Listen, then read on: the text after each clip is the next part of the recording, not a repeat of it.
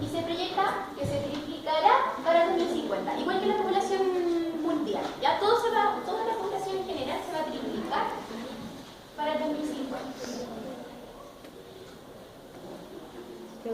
Mira, ahí está el gráfico.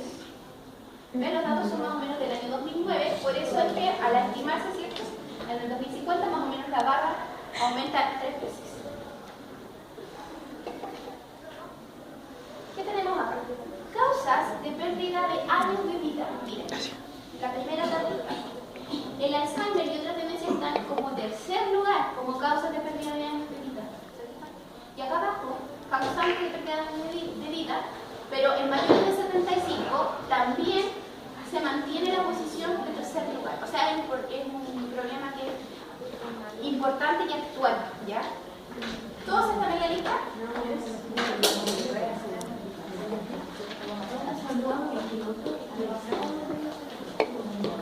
Ya. A ver, para la población de 80 años más llega a ser un 20%, imagínense. Más datos. Lo que me interesa que ustedes sepan de esto es que la población actual es bastante y que se va a triplicar. Y lo otro que me interesa es que el Alzheimer, como dice ahí, es más frecuente en mujeres y que la demencia vascular es más frecuente en hombres. Esos son datos importantes, ¿ya? Que ustedes necesitan saber. Puede ser preguntado. Ya no le vamos a preguntar qué porcentaje de la población es, no. Solo tiene que saber que es bastante y que se pronostica que se va a triplicar, ¿ya? Y lo otro es que la demencia tipo Alzheimer es más frecuente en mujeres y la vascular en hombres.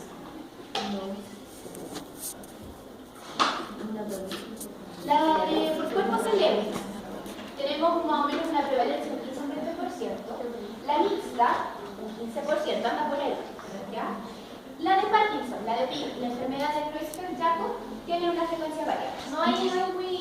No podemos determinar mucho. Pero últimamente ha habido como un boom de pacientes con enfermedad de Parkinson. No sé por qué, ¿ya? No sé si están diagnosticando más, si están mal diagnosticando, no sé si aparecieron de la nada, si trajo de nada de pacientes. Algo pasa que últimamente se están diagnosticando bastantes pacientes con Parkinson y ahí es probable que pronto tengamos algún estudio que nos diga la prevalencia.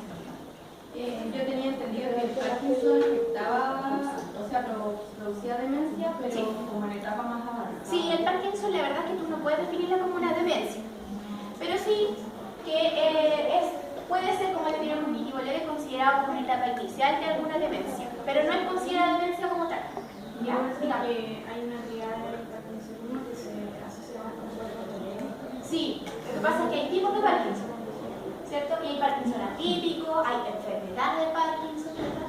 Y aquella que tiene, justamente como dice no es Parkinson, presente cuerpos de ley, ¿cierto? En la demencia cerebral es la que tiene más probabilidad de convertirse más adelante en una demencia, ¿ya? Pero lo que tienen que considerar es que el Parkinson como tal no es considerado como demencia, ¿ya? La de Levy. No es la misma, la enfermedad de Pitt, no, la enfermedad de Pitt acumula cuerpos de Pitt. La de Levy acumula cuerpos de Levy. Pero resulta que, ¿se acuerdan ustedes alguna característica especial de la de Levy? Me dejaste sordo. La alucinación, ¿verdad? Sí. ¿Ya? Entonces acumulan cuerpos distintos y generan patologías distintas. La de Pitt es un poco más severa porque genera problemas de marcha, problemas de memoria, alucinaciones, problemas de sueño, problemas de alimentación, así como una cosa muy que afecta a todos los niveles de función funcional. Y además de eso es muy rápida, avanza muy rápido. Entonces tiene como una mayor severidad, por así decirlo. ¿Ya? La de Levy es la característica de los perros que eso es la alucinación. Y la de Creutzfeldt-Jakob, que han escuchado también, se llama enfermedad de Creutzfeldt-Jakob. La enfermedad de las vacas locas. Sí, la de las vacas locas. Sí, sí, ya. Se asocia a la enfermedad de las vacas locas porque es la misma, por así decirlo, la misma causa, ¿ya? A nivel cerebral. La verdad es que hay una variante por la cual no saben cuál es la causa, que se genera de la nada. Ya, y que genera problemas de transporte de nutrientes, fosfolípido, de todo a nivel celular. Y la otra es la que le ocurre a la otra es como por genética, ¿ya? O sea, causa que no es conocida, que para al parecer todavía no se sabe por qué ocurre, y la otra es que es genética. Y lo que pasa es que la asociación con la enfermedad de las vacas locas pues, genera estas como, cambios de comportamiento, hiperestimulación. Es como que cuando, no sé si han visto la enfermedad de las vacas locas, porque las vacas son por todos lados, chocan, no saben ni hacer, así. ¿Ya? Eso ocurre en la persona, por eso se asocia a ese tipo de enfermedad. Pero es muy raro, ¿ya? Es muy en los casos son escasos. Ya. Según el DSM-4, lo que podemos determinar como criterio es que existe un declive cognitivo que es significativo porque afecta en la calidad de vida o en la actividad de la vida diaria. ¿Ya? Ahora, podemos decir que, primero, existe una preocupación del propio individuo. Puede ser, ya, porque hay pacientes que en etapa avanzada no están ni ahí, no tienen ni idea que tienen demencia. En etapa inicial, Ah, es que dijo según DSM-4 y dice DSM-5. ah, perdón, 4, no, 5. DSM-5, sí, no, DSM-4. Ya está. No, ya está pasado. DSM-5. Pero además de eso, tiene que haber algo que esté corroborado, ¿ya? O sea, ustedes determinan que hay una queja, pero ustedes en el fondo la corroboran. O sea, hay una parte subjetiva y una parte objetiva, ¿ya? En el criterio. Lo otro es que interfieren en la autonomía. Esa es otra cosa que también tiene que estar dentro de los criterios de demencia. Como por ejemplo, cuando hablamos de la actividad instrumental, si por ejemplo el paciente ya no puede seguir la toma de medicamentos, ya no puede coger teléfono, no puede preparar su comida, etc. Y esto también no ocurre exclusivamente bajo un síndrome confusional. Ya eso hay que descartarlo, porque hay muchos pacientes que sufren síndromes confusionales momentáneos o porque tuvieron ACV, alguna otra patología neurológica. Entonces, si ustedes tienen un paciente que tiene algún síndrome confusional, tienen que esperar a que se vea resuelto para poder determinar si tiene demencia. Y esto no hay otra explicación de los trastornos cognitivos que el paciente presenta. O sea, definitivamente porque es realmente una demencia, sino habría que descartar otro tipo de patología. Pero eso al igual que el criterio cognitivo. ¿Qué más? El CIE-10 establece también su propio criterio. Vamos a una comparación. Ellos determinan que tiene que haber un trastorno de memoria. Ahora, tiene que haber también una dificultad de función ejecutiva, por ejemplo, para registrar, almacenar y recuperar información. ¿Ya? Y pérdida de contenidos mésicos que están relativos a la familia o al paso. Aquí hay una diferencia bastante grande, por así decirlo, con los criterios del DSM-5, ¿ya? Pero en el fondo, cuando ustedes vayan a determinar, ¿cierto?, la evaluación del paciente, ustedes fíjense si que la memoria episódica está afectada. Ya esa es la que es la más sensible. Ahora, además puede haber un deterioro, ¿cierto?, del pensamiento y del razonamiento. Por ejemplo, producción de flujo de ideas, deterioro para almacenar la información, dificultad para prestar atención, ojo, a más de un estímulo a la vez. Ya estamos hablando de una atención un poco más compleja. Porque acuérdense que en general la atención por sí sola no debería estar tan afectada. Entonces hablamos de atenciones más complejas, como prestar atención a más de un estímulo, ¿ya? Atención alternante, también puede ser. Lo otro es que dificultad para cambiar el foco de atención. ¿Se fijan? Entonces hablamos de un proceso atencional un poco más complejo que solamente la atención focalizada. ¿Ya? Entonces también ustedes tienen que determinar. Otra cosa que también contempla el DSM-5 es que interfiera en la actividad cotidiana, o sea, en la actividad de la vida diaria. Lo otro es que el paciente tiene que tener una conciencia clara. ¿Por qué? Porque puede ser que este paciente esté cursando con un delirium, ¿ya? Entonces, si está cursando con delirium, también tenemos que corroborar que este paciente resuelva su trastorno psiquiátrico y después vemos si que era demencia o no, ¿ya? Y conciencia, así como que esté consciente. Exacto. Pero no es una enfermedad. No, hablamos de nivel de conciencia, ¿ya? Porque puede ser cuando las personas cursan con delirium tienen distorsiones de la conciencia. Entonces, claro, si tienes un paciente ambulatorio, no está consciente, o sea, si no tiene un buen nivel de conciencia es porque tiene más bien un delirium, no porque esté sonriendo, no te va a llegar un paciente sin sopor, porque me refiero a la persona ambulatoria, ¿ya? Y esto es súper importante. es lo que considera el día 10, es que los síntomas se presentan por lo menos 6 meses. ¿Ya? Como para asegurarnos de que realmente es una demencia. Porque puede ser algo pasajero por alguna depresión, por algún medicamento, etc. Ya, esto lo vamos a saltar. Ahí está el 4, mira. Eso se lo voy a mandar. El diagnóstico es fundamentalmente clínico, ya como dice ahí. Y por eso es que, al igual que en el deterioro cognitivo, la historia clínica es clave, ¿ya? Para poder determinar el diagnóstico. Ahora, dentro de eso, ustedes tienen que considerar, igual que el deterioro cognitivo leve, los otros antecedentes, ¿ya? Por si es que aquellas dificultades estuvieran surgiendo por otro motivo y no por una demencia como tal. Ahora, ojo ahí con la polifarmacia, como dice. Porque resulta que hay una lista extensa de medicamentos que pueden causar trastornos de memoria, trastornos cognitivos, cualquiera. ¿Ya? Entonces lo vamos a hacer en la lista de las listitas, hasta el paracetamol. O sea, una cuestión así ya terrible, como que no podemos tomar nada, porque todo nos va a hacer daño. ¿Ya? Entonces lo vamos a mirar.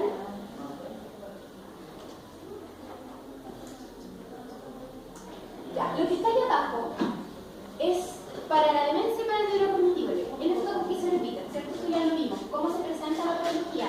El inicio, cómo cursa durante sus periodos en el que están siendo evaluados, si por ejemplo hay otros trastornos, si hay historia familiar, ¿ya? Si existen o no trastornos conductuales para poder tener un diagnóstico diferencial, todo lo que ustedes, toda la información necesaria para poder recabar si es que el paciente tiene o no tiene demencia y qué tipo de demencia es. Lo que le había dicho antes era que cuando nosotros, o cuando se realiza en general una evaluación de este tipo de paciente, se realiza una valoración neuropsicológica, ya una exploración neurológica, una exploración física. ¿Ya? En general nosotros, ¿cierto?, realizamos más bien una exploración neuropsicológica, ¿verdad? Entonces, si un paciente, por ejemplo, ustedes ven que ustedes no se les escapa de las manos tal vez una exploración neurológica y física, porque nosotros no estamos siempre bien preparados para hacer este tipo de evaluaciones. Deriven, ¿ya? A no ser que ese paciente ya venga con la evaluación propiamente tal. Aquí tenemos algunas escalas que ustedes pueden utilizar, que también algunas las tienen, por ejemplo, el Mini-Mental, ¿cierto? El cuestionario de Pfeiffer, y las otras creo que no las vemos. Este es de reloj, sí. Les voy a mandar el cuestionario de Kahn, ¿ya? Porque si no lo tienen. O si lo tienen. Ya, les voy a mandar el cuestionario de Kahn y el de escribir, el de abajo.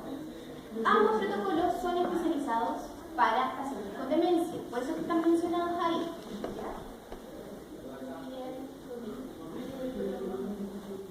Los vamos a mandar. ¿De memoria se le puede? Sí, también se lo voy a mandar. Sí, lo anoté. El MIS. Te lo voy a enviar.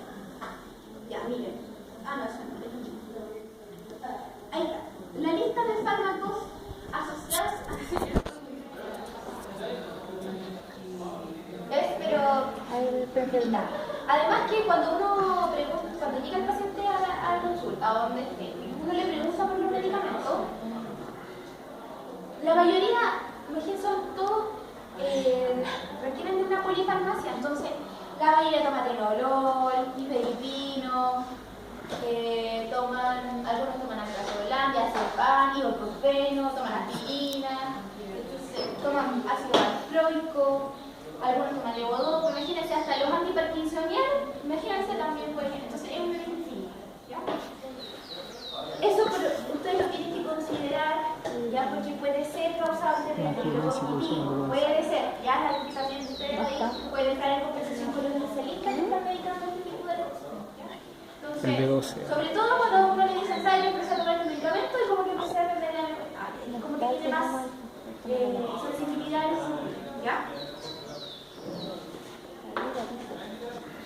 Ya. También, al igual que el deterioro cognitivo leve, tenemos que tener una evaluación funcional, ¿ya? Recuerden que, sobre todo en este tipo de pacientes, la actividad de la vida diaria está afectada, por lo tanto, sí o sí, además de la evaluación neuropsicológica, una evaluación funcional.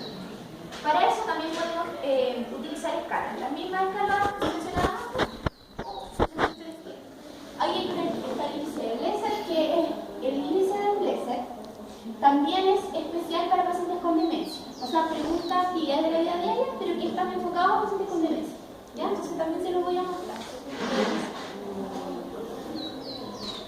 Y el índice del alto, que también ustedes ya lo tienen, como es como el instrumento que mide las capacidades instrumentales, les recomiendo que ese lo utilicen para ese tipo de pacientes, o el de Gleiser, que es el de las actividades básicas, ¿cierto? Pero que está determinado para pacientes con demencia. Otras pruebas complementarias se realizan al igual que en el cognitivo, lo mismo, vitamina B12, perfil hepático, calcio, electrolito, hemograma, y es por el mismo motivo, ¿ya? Porque cualquier alteración de ese tipo de componentes puede generar alteraciones cognitivas. El TAC también, ¿ya? Para poder determinar, por ejemplo, alguna demencia, o sea, el diagnóstico diferencial de la demencia, o otra causa. ¿Quién sabe? A lo mejor tienen, no sé, un tumor, y eso es lo que está causando la enfermedad. ¿Ya? Entonces, en general, se realiza para descartar otro tipo de causa o para determinar el diagnóstico diferencial de las demencias también.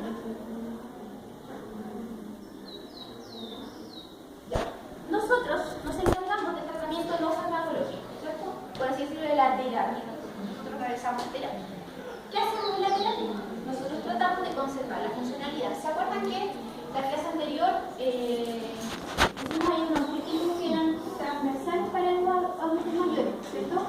Que era mantener el mayor tiempo posible las habilidades que le quedan, por así decirlo, ¿verdad? Hacerlo lo más funcional posible para poder conservar su autonomía, ¿ya? Entonces siempre tenemos que enfocarlo a eso, a ese objetivo. Por lo tanto, nosotros conservamos la funcionalidad, realizamos educación, ¿ya? A la familia, al cuidador, al paciente mismo, la misma. Realizamos cuidado ambulatorio y o domiciliario también, ¿ya?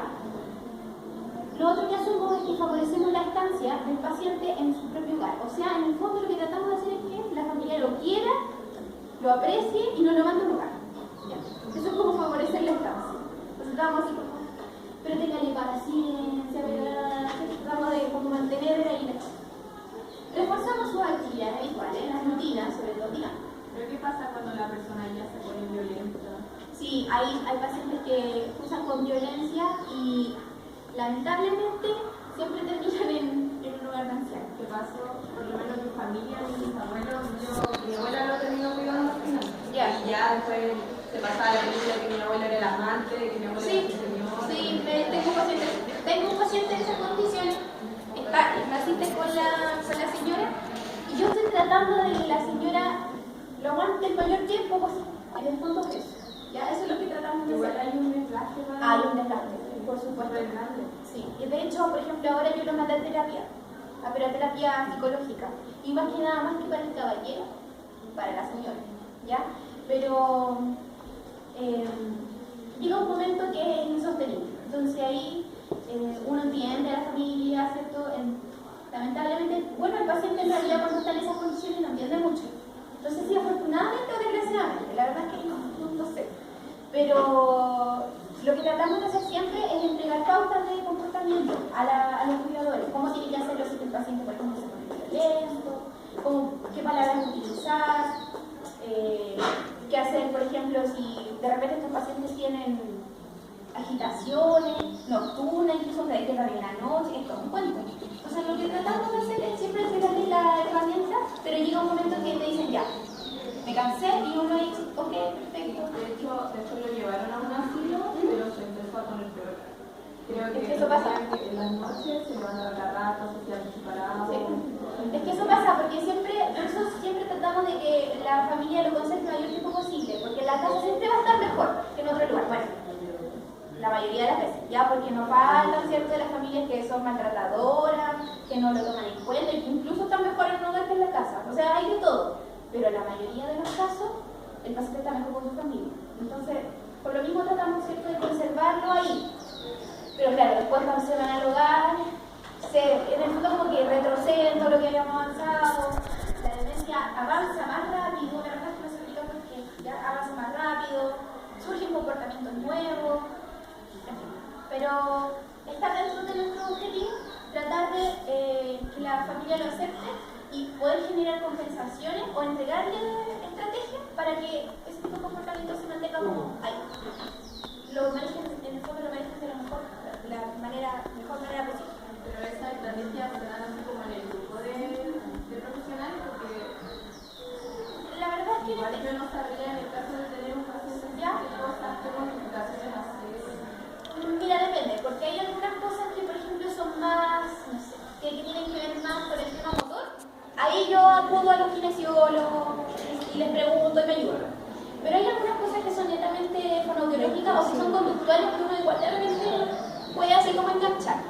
No sé, de repente dicen, no sé, a ver, sabe que cada vez que viene mi nieto, este caballero se pone pesado, dice garabatos porque él cree que yo me meto con el nieto, así me decían así.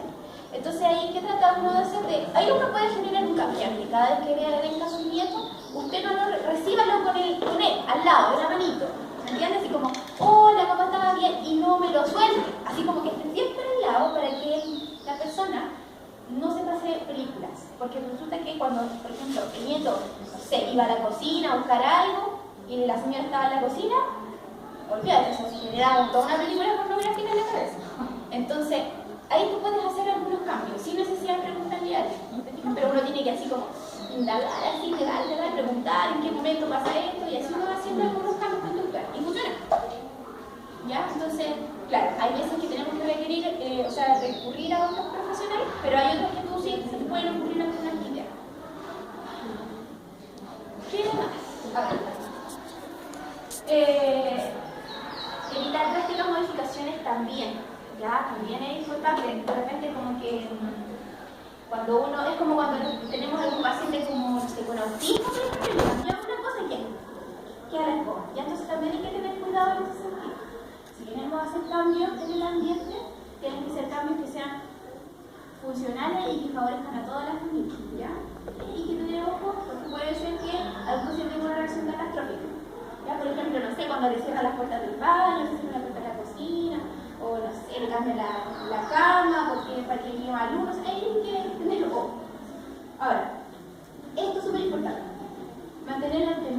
Promover que el cuidador se vaya cambiando. Por ejemplo, hay una paciente que tengo que tuvimos que hacer esto y lo que hacen, que como son varios hermanos, ¿cierto? Un tiempo lo cuidaba con un hermano, después la otra semana el otro hermano, y así se lo dan alternando, ¿cierto? Y el cuidado del paciente, porque es tan desgastante, ¿cierto? Que si existen más personas que pueden realizar ese tipo de cuidado,